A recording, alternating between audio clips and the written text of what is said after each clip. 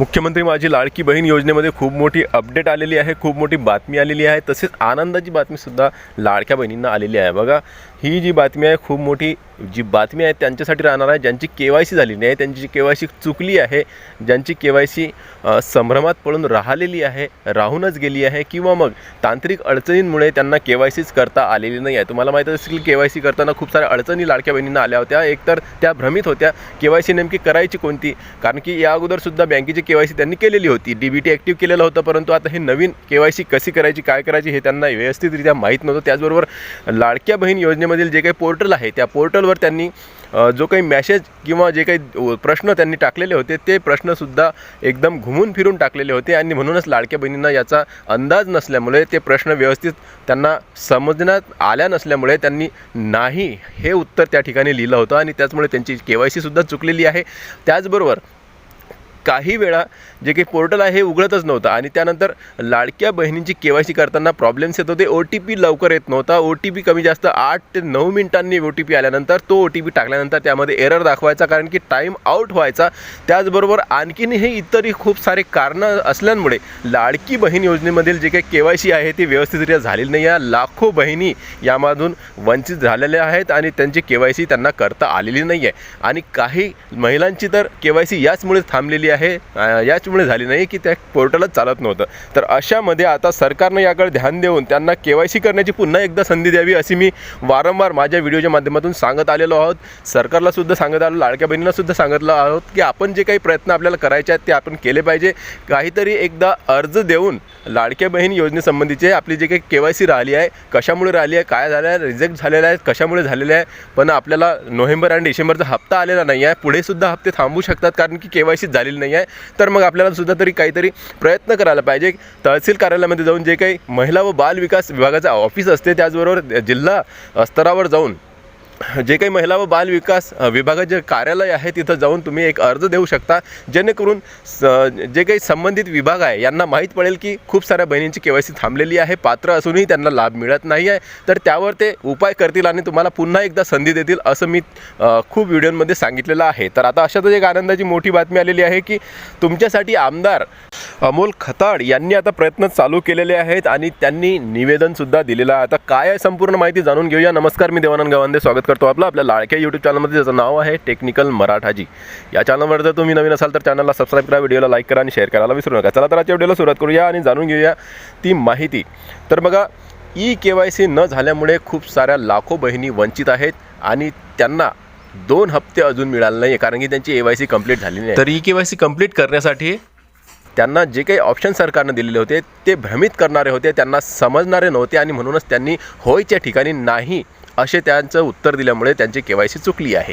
आता ही KYC चुकल्यामुळे बरं, हे तर झालं एक उदाहरण। दुसरं आणखीन आहे की जे काही पोर्टल आहे, जे काही वेबसाईट होती लाडक्या बहिणींची ती चालतच नव्हती आणि चालली तरी त्यांना OTPच लवकर येत नव्हता आणि OTP आल्यानंतरही तो टाकल्यावर एरर येत होता, कारण की टाईम आउट होत होता। तर अशा प्रकारची कारणं आणि खूप सारी कारणं आहेत ज्यांना की लाडक्या बहीण योजनेची KYC करता आली नाही। तर मग आता यांच्यासाठी जी काही पुन्हा संधी देण्यात यावी अशा प्रकारची जी काही आपण व्हिडिओ बनवत आहे, आपल्या चॅनलवर खूप सारे व्हिडिओज आहेत की आपल्याला पुन्हा मुदतवाढ मिळणार आहे, कारण की सरकारला ते द्यावेच लागणार आहे। लाखो बहिणी, सुमारे 60 लाख बहिणी यापासून वंचित राहिलेल्या, त्यांची KYC झाली नाही आहे। तर एवढ्या बहिणींना सरकार वाऱ्यावर सोडणार नाही, कारण की आता निवडणुकीचा पिरियड होता म्हणून याकडे एवढं ध्यान देण्यात आलं नाही आहे, परंतु आता सरकारनं ही KYC करण्यासाठी मुदतवाढ द्यावीच लागणार आहे, मी वारंवार आपल्या व्हिडिओच्या माध्यमातून सांगत आहे। तर बघूया सरकार हे कधी देणार आहे, कारण की याची सुरुवात आता याच्याबद्दलचं वक्तव्य किंवा मग माहिती महिला व बालविकास मंत्री आदित्य तटकरे यांनी सुद्धा दिली नाही किंवा कुठल्याही प्रसार माध्यमातून आलेली नाही आहे की आम्ही पुन्हा संधी देणार आहोत म्हणून लाडक्या बहिणींना। तर आता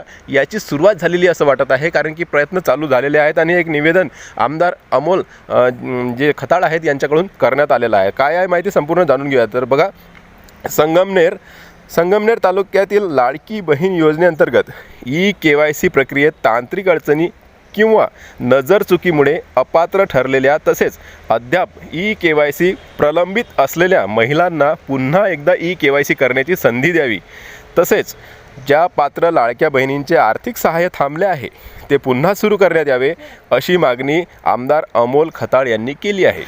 याबाबत त्यांनी मुख्यमंत्री देवेंद्र फडणवीस उपमुख्यमंत्री एकनाथ शिंदे, जलसंपदा तसेच पालकमंत्री राधाकृष्ण विखे पाटील आणि महिला व बाल विकास मंत्री आदिती तटकरे यांना सविस्तर निवेदन दिले आहे। तर बघा, सर्वांनाच निवेदन देण्यात आलेलं आहे, म्हणजेच की मुख्यमंत्र्यांच्या सुद्धा आता ध्यानात हे गोष्ट आलेली असेल। तसेच जे काही आपले एकनाथजी शिंदे आहेत उपमुख्यमंत्री, यांच्यासुद्धा ध्यानात आले आणि जे महिला व बाल विकास मंत्री आहेत आदिती तटकरे यांच्यासुद्धा ही ध्यानात आलेली आहे। म्हणजेच की लाखो, त्यांना माहीत आहे लाखो बहिणींची KYC बाकी आहे आणि म्हणून आता त्यांच्या जे काही अर्ज केलेले असतील किंवा मग त्यांच्यापर्यंत जे काही अर्ज पोहोचले असतील किंवा मग आता अशा प्रकारचे निवेदन आमदारांच्याकडून जात आहेत, तर आता त्यांना काहीतरी यावर उपाय करावाच लागणार आहे, मुदतवाढ द्यावीच लागणार आहे। तर बघा, निवेदनात आमदार खताळ यांनी नमूद केले आहे की त्यांच्या मतदारसंघासह संपूर्ण राज्यातील अनेक लाभार्थी महिलांकडून लाडकी बहीण योजनेसंदर्भात तक्रारी प्राप्त होत आहेत। या तक्रारीनुसार KYC प्रक्रिया करताना काही घरांमध्ये शासकीय कर्मचारी आहे हा पर्याय निवडला गेला आहे। परिणामी संबंधित महिलांना KYCची शासकीय कर्मचारी असा नकार संदेश प्राप्त होत असून त्या महिलांना योजनेपासून वंचित राहावे लागत आहे। वास्तविक पाहता संबंधित महिलांच्या कुटुंबामध्ये कोणताही शासकीय कर्मचारी नसताना केवळ तांत्रिक चूक, माहिती अभावी किंवा अज्ञानामुळे झालेल्या चुकीच्या निवडीमुळे त्या महिला अपात्र ठरत आहेत। याशिवाय काही महिलांची KYC प्रक्रिया विविध कारणांमुळे अद्याप पूर्ण झालेली नाही आहे। लाडकी बहीण योजना ही राज्य शासनाची अत्यंत महत्त्वाकांक्षी योजना असून महिलांना आर्थिकदृष्ट्या सक्षम करण्याच्या दृष्टीने ही योजना राबवण्यात येते। अशा परिस्थितीत तांत्रिक अडचण किंवा मानवी चुका यांमुळे कोणताही पात्र जे काही महिला आहेत या महत्त्वपूर्ण योजनेपासून वंचित राहू नये ही शासनाची भूमिका असल्याचे आमदार खताळ यांनी नमूद केले आहे। त्यामुळे KYC करताना शासकीय कर्मचारी असा पर्याय निवडल्यामुळे नकार मिळालेल्या महिलांना पुन्हा एकदा KYC करण्याची विशेष संधी देण्यात यावी। तसेच ज्या पात्र महिलांची KYCची जी काही प्रक्रिया आहे अद्याप प्रलंबित आहेत त्यांना मुदतवाढ देऊन ती पूर्ण करण्याची संधी देण्यात यावी अशी विनंती त्यांनी केली आहे। दरम्यान सदर विषयाची गांभीर्याने दखल घेऊन तातडीने कार्यवाही करण्यात यावी व संबंधित यंत्रणांना आवश्यक त्या सूचना देण्यात याव्या जेणेकरून कोणतेही पात्र लाडकी बहीण योजनेच्या लाभापासून वंचित राहणार नाही असे आमदार अमोल खताळ यांनी आपल्या निवेदनात स्पष्टपणे नमूद केले आहे। तर ताईंनो, अशा प्रकारे एक सुरुवात झालेली आहे। आमदार खताळ यांनी एक मागणी केलेली आहे, निवेदन दिलेलं आहे सरकारला आणि त्यामध्ये त्यांनी एक पुन्हा संधी देण्यात यावी लाडक्या बहिणींना, त्यांना पुन्हा मुदतवाढ देण्यात यावी। ज्यांची KYC चुकली आहे त्यांना KYC दुरुस्त करण्यासाठी एक संधी देण्यात यावी, ज्यांची KYCच राहिलेली आहे त्यांना पुन्हा मुदतवाढ करण्यात यावी अशा प्रकारचे निवेदन त्यांनी शासनाला दिलेलं आहे।